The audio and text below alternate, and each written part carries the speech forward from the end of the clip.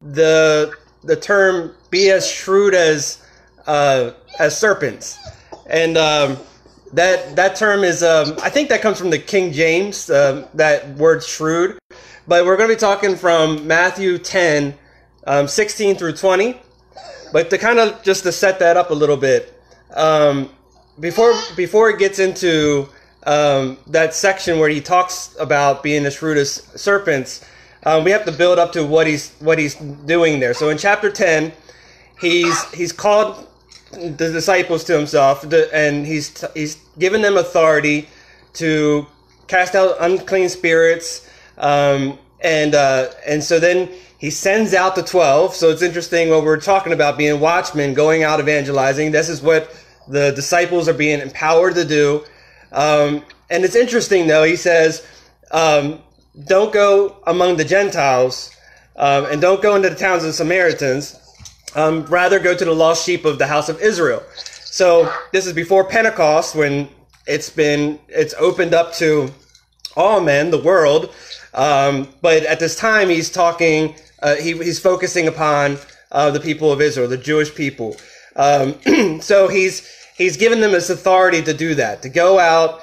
And then he goes in verse 14, he says, and if anyone will not receive you or listen to you, your words, shake off the dust of your feet. And when you leave that house or town, truly I say to you, it will be more bearable in the day of judgment for the land of Sodom and Gomorrah than for that town.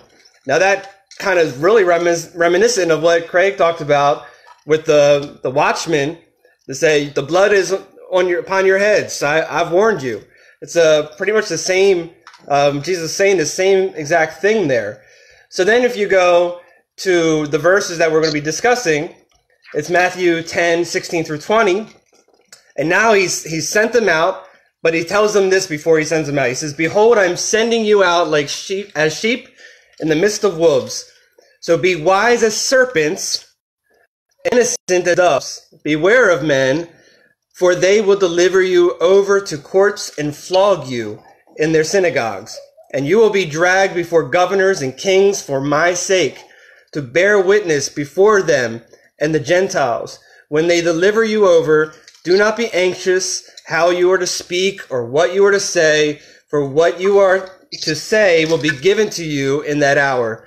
For it is not you who speak, but the Spirit of your Father speaking through you.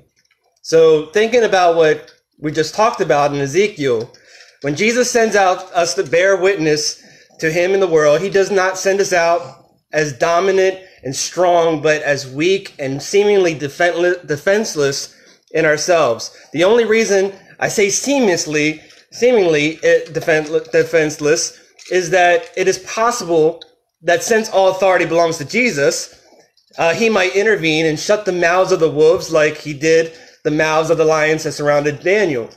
But that does not appear to be his intention. He goes on to say that the wolves will deliver the sheep to courts, flog them, beat them, drag them before governors, have parents and children put to death, hate them, persecute them from town to town, malign them, and kill them.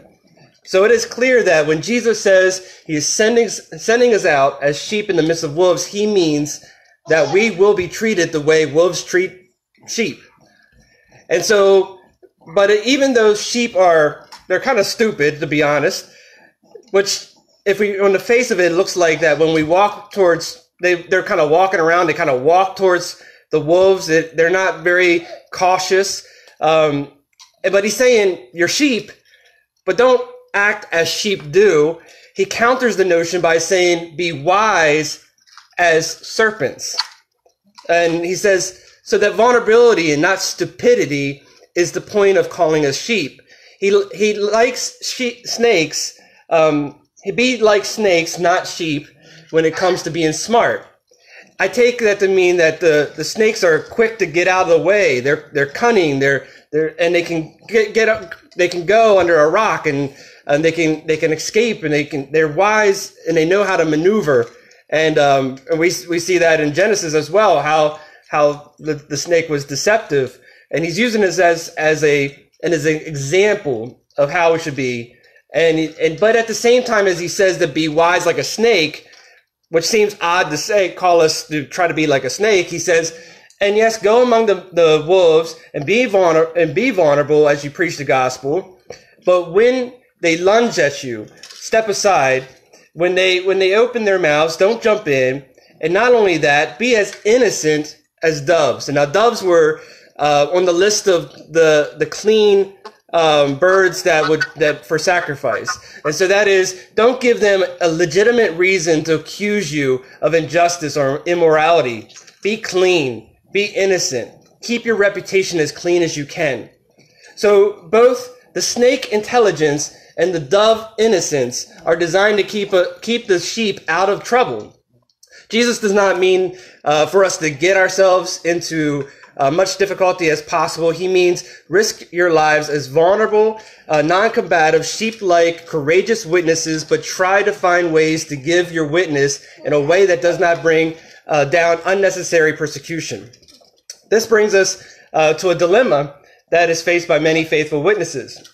When do you flee from danger? And when do you embrace it and witness through it? So this is something we can think about as many of us have experienced, where you have to go and you have to step out and you have to proclaim truth, even if it hurts, even though it might cause you pain and conflict and difficulties, but you do it because it's what you're called to do. And so you might go to another country, you may go into the inner city, you may go into places, and you have to navigate through all these things. And so in 1684, John Bunyan published a book called Seasonable Counsels. And in it, he addressed this very question: when does a sufferer fly from danger, and when does he stand and suffer the danger? And so Bunyan knew how to answer for himself. He had 4 children, one of them blind, and he chose to remain in prison for 12 years rather than to promise not to preach the gospel. And so how does he answer the question for others? May we try to escape? He says this: thou mayest do in this as it is in your heart. If it is in your heart to fly, fly. If it is in your heart to stand, stand. Anything but a denial of the truth. He that flies has warrant to do so. He that stands has warrant to do so. Yea, the same man may both fly and stand, as the call and working of God with his heart may be. Moses fled in Exodus 2:15, but Moses stood in Hebrews 11:27. David fled in 1 Samuel 19:12, but David stood in 1 Samuel 24:8. Jeremiah fled in Jeremiah 37:11 through 12. Jeremiah stood in Jeremiah 38:17. Christ withdrew himself in Luke 19:10, but Christ stood in John 18:1 through 8. Paul fled in 2 Corinthians 11:33, but Paul stood in Acts 22 through 23. There are few rules in this case. The man himself is best able to judge concerning his present strength and what weight and that argument has upon his heart to stand or to fly.